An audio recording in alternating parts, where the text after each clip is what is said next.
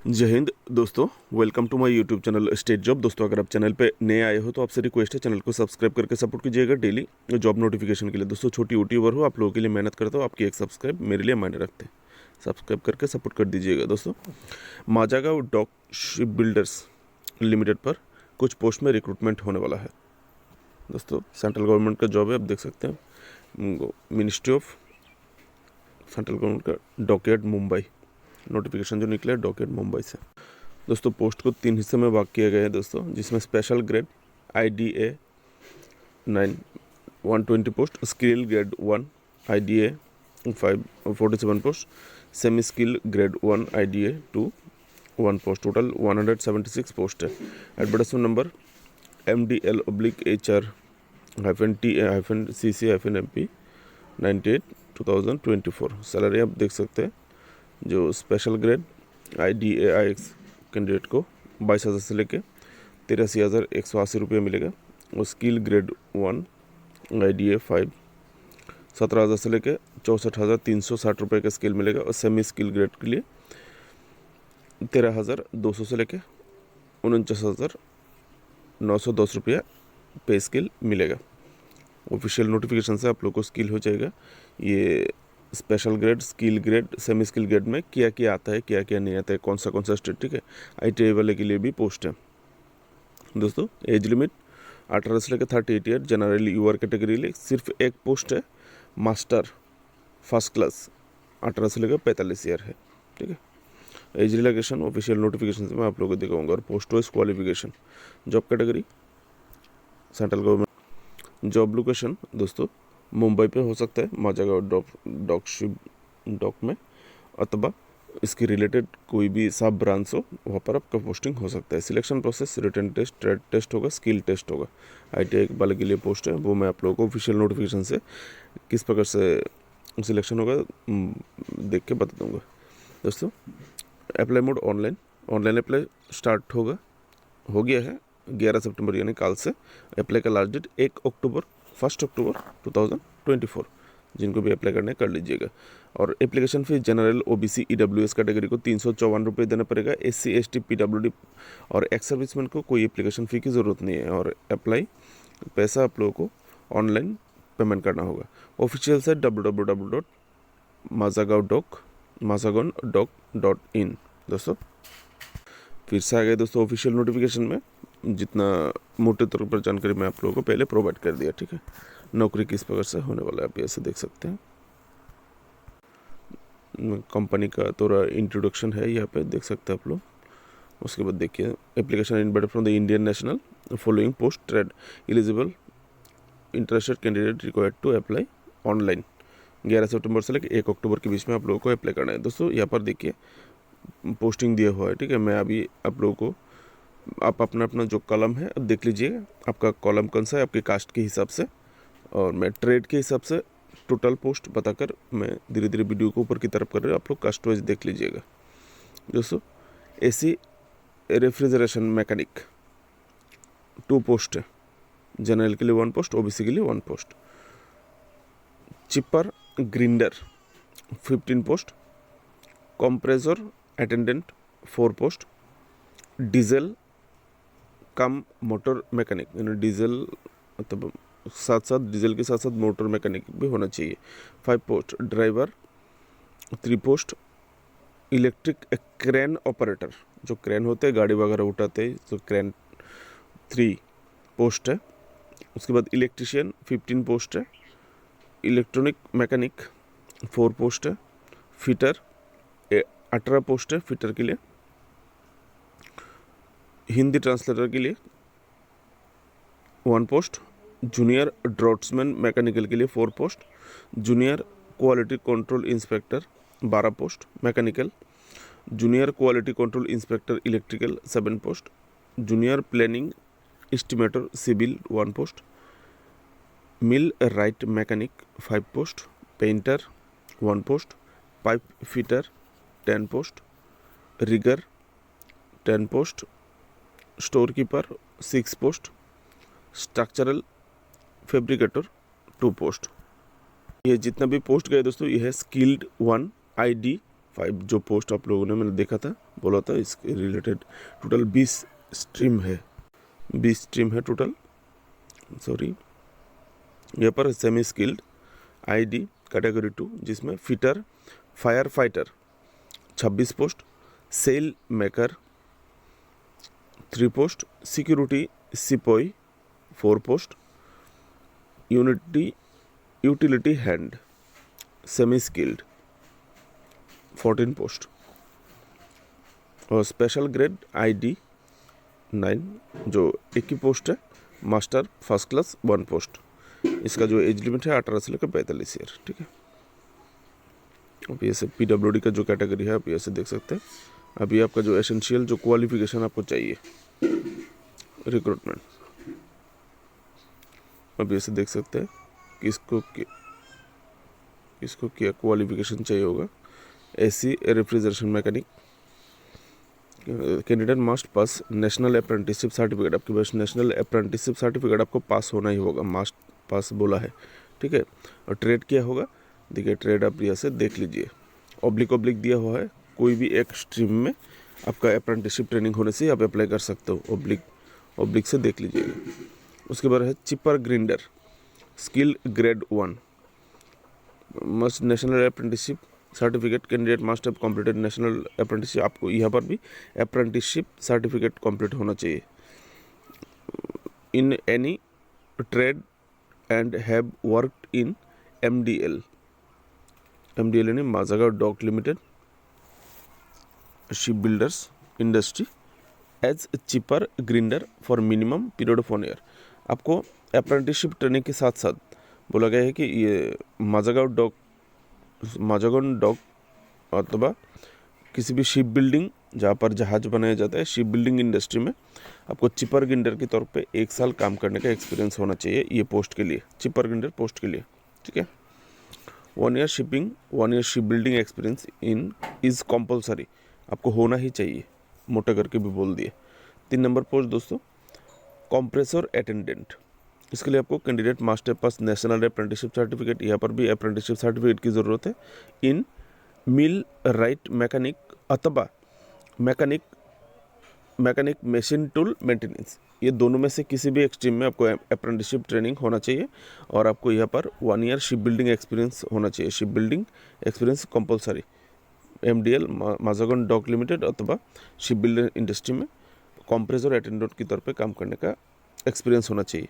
अभी जो आपका पोस्टिंग होगा ये सब परमानेंट पोस्टिंग होगा, यहाँ पे कॉन्ट्रैक्ट बेसिस कुछ नहीं बताया गया है, ठीक है। डीजल कम मोटर मैकेनिक, इसके लिए आपको यहाँ पर भी नेशनल अप्रेंटिसशिप ट्रेनिंग कंप्लीट होना चाहिए। डीजल मैकेनिक अथवा मैकेनिक मेरीन डीजल और मोटर व्हीकल मैकेनिक, ये तीनों में से कोई भी एक्सट्रीम में होने से आप अप्लाई कर सकते हैं। अभी है ड्राइवर पोस्ट के लिए देखिए और दिया हुआ है, आपको बोला गया है कैंडिडेट मस्ट पास, आपको 10 पास होना होगा with apprenticeship certificate in driving come fitter. आपको ड्राइविंग के साथ साथ फिटर का भी काम भी आपको आना चाहिए ड्राइवर के साथ साथ। सॉरी फ्रेंड्स, मेरी 1 साल की बेटी है, वो थोड़ा डिस्टर्ब किया। Candidate must have passed SSA आपको होना चाहिए और ड्राइवर फिटर में आपका अप्रेंटिसशिप ट्रेनिंग होना चाहिए 10वीं पास के साथ साथ दोस्तों, अथवा कैंडिडेट 10वीं पास होना चाहिए इसके बराबर या फिर इसके बराबर कोई भी डिग्री। दोस्तों सेकंड कॉलम में तो बोला गया यहाँ पे सिर्फ 10 पास होने से ही होगा, पहले कॉलम में बोला गया 10 पास साथ में अप्रेंटिसशिप ट्रेनिंग ड्राइवर और फिटर में। सेकंड कॉलम में बोला गया है कैंडिडेट मस्ट पास SSC यानी 10th और इसके बराबर इक्विवेलेंट एग्जामिनेशन जो कि conducted by a board recognised किसी भी सरकारी बोर्ड के द्वारा रिकॉग्नाइज्ड, मतलब किया गया किसी सरकारी बोर्ड की एग्ज़ाम से आपको 10 पास होने से ही होगा, ऐसा बोला गया है। यहाँ पर तो सेकंड कॉलम में अप्रेंटिस नहीं बोला गया है, यानी प्लेन 10 पास होने से भी आप अप्लाई कर सकते हो। आपके साथ लाइसेंस होना चाहिए, RO में लाइसेंस किस प्रकार होना चाहिए। दूसरा तीसरा ऑप्शन है अगर आपने इंडियन आर्मी में first class examination, Indian army का जो क्लास 1 यानी फर्स्ट क्लास एग्जामिनेशन होता है अथवा इसके बराबर कोई भी एग्जामिनेशन आपने नेवी अथवा एयरफोर्स में किया है examination pass and has put in the at least 15 year of service, आपने 15 साल सर्विस दिया है इन आर्म फोर्सेस में, ठीक है, आर्म फोर्सेस में 15 साल का सर्विस किया है of the union and it is otherwise consider fit to hold the post in view of his experience and other qualification. दोस्तों 15 साल सर्विस देने के बाद अभी वर्तमान में अपने आप फिट हो इस पोस्ट के लिए, ड्राइवर पोस्ट के लिए आपकी, तो आप अप्लाई कर सकते हैं, ठीक है। और यहाँ पे आपका जो देखिए क्या ज़रूरी है, candidate should have valid light and heavy duty driving licence, light and heavy दोनों चाहिए, light and heavy duty driving licence आपके पास होना चाहिए, इशूड बाय आरटीओ, ठीक है सर। रोड ट्रांसपोर्ट आरटीओ हो सकता है, आरटीओ का फुल फॉर्म क्या होगा, रोड ट्रांसपोर्ट अथॉरिटी हो सकता है, ठीक है, उसके द्वारा। तो इलेक्ट्रिक क्रेन ऑपरेटर के लिए क्या चाहिए, candidate must have past national apprenticeship certificate, आपको अप्रेंटिसशिप सर्टिफिकेट पास होना होगा, कहाँ पर, किस में, इलेक्ट्रिशियन ट्रेड में, एंड यहाँ पर भी 1 साल माजागोन डॉक लिमिटेड अथवा शिप बिल्डिंग इंडस्ट्री में as a electric crane operator के तौर पे 1 साल काम करने का एक्सपीरियंस आपके पास होना चाहिए। इलेक्ट्रिशियन के लिए अप्रेंटिसशिप, नेशनल अप्रेंटिसशिप पास इन इलेक्ट्रिशियन और 1 year ship building experience is compulsory, 1 साल का एक्सपीरियंस। दोस्तों next electronic mechanic, electronic mechanic के लिए कैंडिडेट है पास्ट नेशनल अप्रेंटिसशिप सर्टिफिकेट, आपको यहाँ पर भी नेशनल अप्रेंटिसशिप। दोस्तों ये पोस्ट नेशनल अप्रेंटिसशिप ज़्यादातर जिन्होंने अप्रेंटिसशिप कंप्लीट करके रखा है आप लोगों के लिए ये पोस्ट है, ठीक है। सिर्फ अप्रेंटिसशिप कंप्लीट करके घर में बैठे रहने से तो नहीं होगा, गवर्नमेंट को आप लोगों के लिए काम भी ढूंढना पड़ेगा, तो आपके लिए ये अपॉर्चुनिटी, आप ऐसे देख लीजिएगा स्ट्रीम किसके, कोई भी एक स्ट्रीम में आपको ये अप्रेंटिसशिप होने से आप अप्लाई कर सकते हैं इलेक्ट्रॉनिक्स मैकेनिक के लिए। नेक्स्ट हाँ दोस्तों 1 साल एक्सपीरियंस मांगा गया, देखिए 1 year ship building experience is compulsory, 1 साल एक्सपीरियंस मांगा गया है शिप बिल्डिंग कंपनी में काम करने का। दोस्तों फिटर, इसमें भी अप्रेंटिसशिप ट्रेनिंग मांगा गया है, फिटर अथवा मेरिन इंजीनियर फिटर अथवा ये शिप राइट स्टील इसमें होना चाहिए। दोस्तों यहाँ पर 2 क्वालिफिकेशन है, अगर ये वाला पार्ट नहीं है तो दूसरा पार्ट है आप लोगों के लिए, the candidate who pass national apprenticeship training certificate in any other trade, यानी इसको छोड़ के ये जो ट्रेड बताते गए हैं ऊपर में, fitter, marine engineer fitter and ship right steel, इसको छोड़ के अगर आपने किसी दूसरे, दोस्तों बोला गया है अगर आपने ये ऊपर में जो 3 ट्रेड है इन 3 ट्रेड को छोड़ के अगर किसी दूसरे ट्रेड से किसी अन्य ट्रेड पे अप्रेंटिसशिप लिए हो, लेकिन आपने माजागोन डॉक लिमिटेड अथवा किसी भी शिप बिल्डिंग इंडस्ट्री में एज ए फिटर के तौर पे 1 साल काम किया, तो आप अप्लाई कर सकते हैं, ठीक है। 1 year ship building experience compulsory. दोस्तों हिंदी ट्रांसलेटर, इसके लिए देखिए क्या चाहिए, और दिया हुआ है, कोई भी एक क्वालिफिकेशन होने से ही होगा, नीचे बहुत लंबा एक्सपीरियंस भी देख सकते हैं, ठीक है, देख लेते हैं। Full time 2 year post graduation course in with Hindi, आपको फुल टाइम 2 साल का पोस्ट ग्रेजुएशन कोर्स कंप्लीट होना चाहिए कि with Hindi from recognised university and English as a subject at graduation level. दोस्तों बोला गया है आपको ये जो पोस्ट ग्रेजुएशन कोर्स है वो हिंदी में, मीडियम नहीं बताया गया है, आपका जो पोस्ट ग्रेजुएशन है वो कोर्स विद हिंदी में आपको ये पोस्ट ग्रेजुएशन कंप्लीट होना चाहिए, और यूनिवर्सिटी किसी भी रिकॉग्नाइज्ड यूनिवर्सिटी से, और साथ में इंग्लिश, जब ग्रेजुएशन कंप्लीट कर रहे थे तो आपकी जो ग्रेजुएशन में इंग्लिश आपका सब्जेक्ट होना चाहिए। ऐसा नहीं है इंग्लिश को छोड़ के अपने बाकी किसी अन्य सब्जेक्ट से अपने पास कर लिया तो नहीं होगा, ठीक है, इंग्लिश ग्रेजुएशन लेवल में होना चाहिए। अथवा और दिया हुआ है full time 2 year post graduation course with English, आपने पोस्ट ग्रेजुएशन किया है इंग्लिश में, ठीक है, 2 साल का पोस्ट ग्रेजुएशन की इंग्लिश में रिकॉग्नाइज, लेकिन हिंदी आपकी ग्रेजुएशन लेवल में हिंदी आपका एक सब्जेक्ट होना चाहिए। हो गया, दोनों इंटरचेंज है, ठीक है।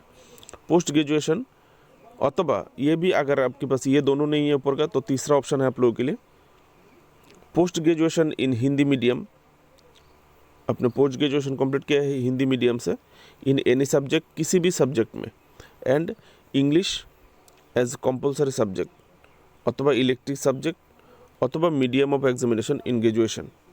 दोस्तों पोस्ट ग्रेजुएशन आपको हिंदी में कंप्लीट होना होगा किसी भी सब्जेक्ट में, और साथ में इंग्लिश कंपलसरी सब्जेक्ट रहना चाहिए आपको ग्रेजुएशन लेवल में, अथवा इलेक्टिव सब्जेक्ट रहना चाहिए, कंपलसरी ना होकर इलेक्टिव सब्जेक्ट होने से भी होगा, और अथवा अगर इलेक्टिव सब्जेक्ट भी नहीं है, इंग्लिश आपका कंपलसरी सब्जेक्ट भी नहीं है, लेकिन आपने जो ग्रेजुएशन कंप्लीट किया था वो इंग्लिश मीडियम से किया था, तो भी आप अप्लाई कर सकते हैं। ठीक है डियर फ्रेंड्स, एंड इसके साथ देखिए क्या चाहिए, ये तो गया आपका एजुकेशनल क्वालिफिकेशन, इसके साथ क्या चाहिए 1 year post qualification experience in translation from Hindi to English and English to Hindi, computer knowledge with Hindi English typing is compulsory. आपको हिंदी इंग्लिश टाइपिंग आना चाहिए कंप्यूटर में। ठीक है, computer knowledge Hindi English typing आपको आना चाहिए। यह सब बाकी डिटेल्स थोड़ा देख लीजिएगा। 3 ईयर विल बी रिजल्टेड, देख लीजिएगा। डिज़ायरेबल क्वालिफिकेशन ना होने से भी आप अप्लाई कर सकते हैं दोस्तों। उसके बाद जूनियर ड्रॉट्समैन मैकेनिकल, देखिए यहाँ पर आपको अप्रेंटिसशिप ट्रेनिंग कंप्लीट होना चाहिए ड्रॉट्समैनशिप में। ठीक है, और आपको क्या बोला है, mechanical stream conducted by the NCBT directorate general ministry of labour government of India. दोस्तों यहाँ पर अप्रेंटिसशिप कंप्लीट होने से ही होगा ड्रॉट्समैनशिप में इन मैकेनिकल स्ट्रीम। ड्रॉट्समैन का जो मैकेनिकल स्ट्रीम है, मैकेनिकल स्ट्रीम में आपको अप्रेंटिसशिप कंप्लीट होने से आप अप्लाई कर सकते हैं। यहाँ पर कोई 1 ईयर का एक्सपीरियंस कुछ नहीं मांगा गया है। उसके बाद दोस्तों जूनियर QC इंस्पेक्टर मैकेनिकल, यहाँ पर आप देख सकते हैं candidate must full 3 year diploma अथवा डिग्री, आपको डिग्री अथवा डिप्लोमा होना चाहिए इस पोस्ट के लिए। स्ट्रीम देख सकते हैं, ऑब्लिक दिया हुआ है, आप लोग स्ट्रीम देख लीजिए। ठीक है, किसी भी एक स्ट्रीम पे होने से आप अप्लाई कर सकते हैं, एक्सपीरियंस यहाँ पर नहीं मांगा गया है। उसके बाद जूनियर QC इंस्पेक्टर इलेक्ट्रिकल देख लीजिए, डिग्री अथवा डिप्लोमा 3 ईयर फुल टाइम, अब देख लीजिए स्ट्रीम, कोई भी स्ट्रीम पे होने से हो जाएगा। उसके बाद junior planner estimator civil must passed full time 3 year diploma अथवा full time degree, first class in civil, यानी फर्स्ट डिवीजन में इन। ठीक है, मिल राइट मैकेनिक्स के लिए candidate must have pass national apprenticeship certificate trade, आपको apprenticeship pass होने से होगा। मिल राइट मेंटेनेंस मशीन अथवा machine advanced machine tool maintenance. ठीक है, पेंटर देख सकते हैं, पेंटर के लिए candidate must pass national apprenticeship certificate, किस में होना दोस्तों, यहाँ पर 1 ईयर का एक्सपीरियंस मांगा गया है। 1 year ship building experience is compulsory painter के लिए। ठीक है, पेंटर अथवा मेरिन पेंटर में अप्रेंटिसशिप ट्रेनिंग होने से होगा और 1 साल का ट्रेनिंग चाहिए। 5 फीटर के लिए भी अप्रेंटिसशिप ट्रेनिंग, और किस स्ट्रीम पे 5 फीटर होना चाहिए, और 1 ईयर का शिप बिल्डिंग एक्सपीरियंस मांगा गया है। रिगर देख सकते हैं, रिगर पोस्ट के लिए अप्रेंटिसशिप ट्रेनिंग, और यहाँ पर in case non ability of candidate with above required qualification, candidate who have passed SSC with NSC in fitter trade without shipbuilding submarine experience will be selected trainee rigger। दोस्तों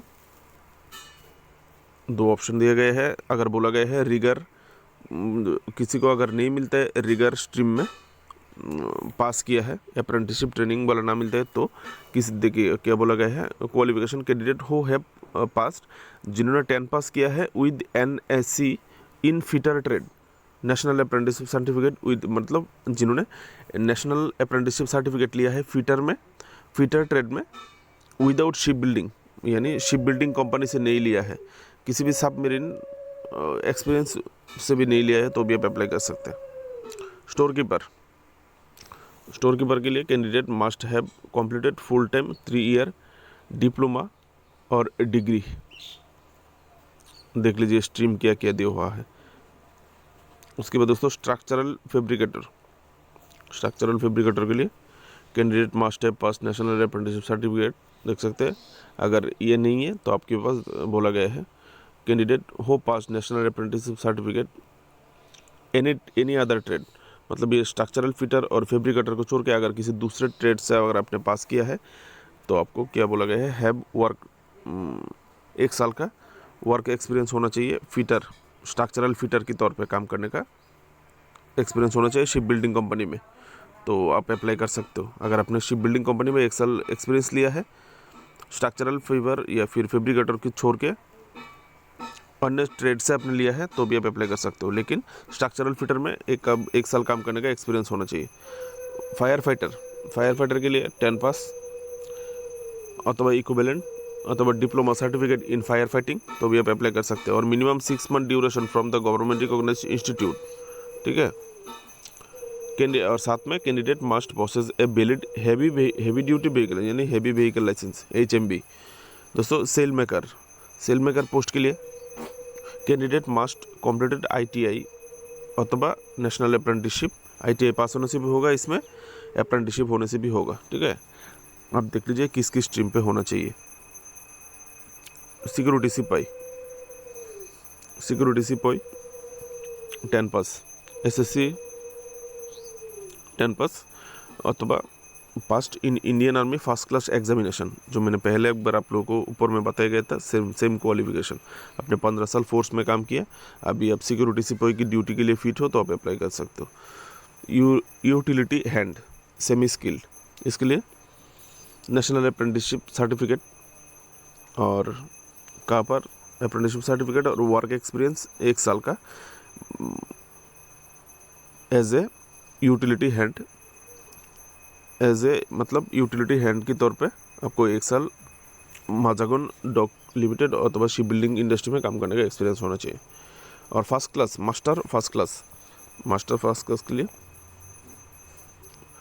certificate of competency first class master issued by the Maharashtra marine board अथवा mercantile marine department as per Indian vessel act knowledge, और minimum 3 साल experience operating tugs with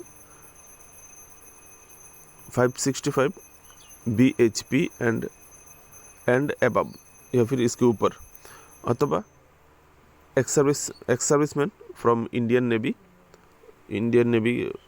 का ex serviceman हो जिन्होंने 15 साल नौकरी किया है, holding first class master certificate, यानी आपके पास 15 साल नौकरी भी किया और फर्स्ट क्लास मास्टर सर्टिफिकेट है, इशूड बाय MMB अथवा MMD, तो आप अप्लाई कर सकते हैं। दोस्तों वीडियो ऑलरेडी 23 मिनट का हो चुका है, क्या करो, बहुत सारी पोस्ट है, क्वालिफिकेशन तो बताना पड़ रहा है, ठीक है ना। कुछ लोग पढ़ के समझ लेंगे, कोई किसी को डाउट रह जाता है, जिस वजह से हमें बताना पड़ता है बोल के, नहीं तो मैं वीडियो ऐसे ही ऊपर की तरफ करके चला जाता। क्वालिफिकेशन वाला पार्ट अगर क्लियर नहीं होगा तो अप्लाई कैसे करेगा, ठीक है ना। डिज़ायरेबल एक्सपीरियंस, देखिए जो मैं सैलरी आप लोगों को बताया था, स्किल्ड ग्रेड किसको कितना पैसा मिलेगा, स्किल ग्रेड देख लिया, जो पहला ऊपर का जो पोस्ट था वो अलग अलग से दिया हुआ है। एज लिमिट 18 से लेके 38 ईयर 1 सितंबर 2024 के अनुसार, ठीक है, सब देख सकते हैं।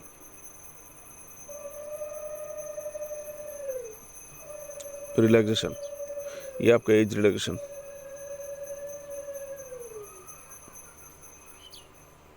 ठीक है, ये सब अपना एज रिलैक्सेशन देख लीजिए, किस कास्ट को कितना एज रिलैक्सेशन मिलेगा। पीरियड ऑफ कॉन्ट्रैक्ट, दोस्तों ये कॉन्ट्रैक्ट बेसिस होने वाला है, मैं तो सोचा था कि रेगुलर हो जाएगा शुरुआत में, ऊपर में तो कॉन्ट्रैक्ट कुछ नहीं बताया गया था। The contract for the above trade categories for the 3 साल, आपको 3 साल के लिए लिया जा रहा है, ठीक है। Extended by 1 year plus 1 year based on project requirement, project की रिक्वायरमेंट के हिसाब से 1 साल और भी 2 साल आपका बढ़ाया जा सकता है, ठीक है। सिलेक्शन प्रोसेस देखिए दोस्तों, रिटन टेस्ट होगा, स्किल टेस्ट होगा, किस प्रकार से लिया जाएगा, वीडियो में और लंबा नहीं करना चाहता, आप लोग थोड़ा देख लीजिए। यहाँ पर आप लोगों के लिए रिटन टेस्ट का जो पैटर्न है आप देख सकते हैं। रिटन टेस्ट 100 मार्क का होगा, ठीक है। रिटन टेस्ट 100 मार्क, और यहाँ पर दिया गया है, देखिए दोस्तों यहाँ पर 2 कॉलम है, पहला हाफ एक तरफ है, दूसरा हाफ और एक तरफ है, ठीक है। आप देख लीजिए। If written test is conducted, if written test is not conducted, देख लीजिए, ठीक है। 100 मार्क का होगा एग्जाम, ठीक है। रिटन टेस्ट जो भी होगा 100 मार्क का होगा। और experience in ship building industry आप सेकंड कॉलम में देख सकते हैं, जो वो उसके लिए सेकंड वाला पार्ट है, 40 mark 40 mark. If written test is conducted, अगर रिटन टेस्ट लिया जाएगा तो 60 मार्क 40 मार्क 100 मार्क होगा। और यहाँ पर इफ़ रिटन टेस्ट अगर नहीं लिया जाता है तो 40 मार्क का शिप बिल्डिंग इंडस्ट्रीज का से होगा। यहाँ पर ट्रेड एंड स्किल टेस्ट जो होगा क्वालिफाइंग इन नेचर, आपको पास होने से ही होगा। यहाँ पर कोई मार्क सिस्टम नहीं है, सभी यहाँ पर कोई मार्क सिस्टम नहीं है। मेरिट बेस्ड रिटन टेस्ट होगा। Selection criteria merit based written test, ऊपर में है स्ट्रीम, नीचे दिया हुआ है सिलेक्शन क्राइटेरिया मेरिट बेस्ड। ऊपर में देखिए रिटन टेस्ट होगा किस किस के लिए, देख सकते हैं, ठीक है। कन्फ्यूजन के देख सकते हैं दोस्तों। वेरिफिकेशन डॉक्यूमेंट, ओरिजिनल डॉक्यूमेंट, क्या क्या डॉक्यूमेंट्स आपको देना होगा, आप ये से देख सकते हैं।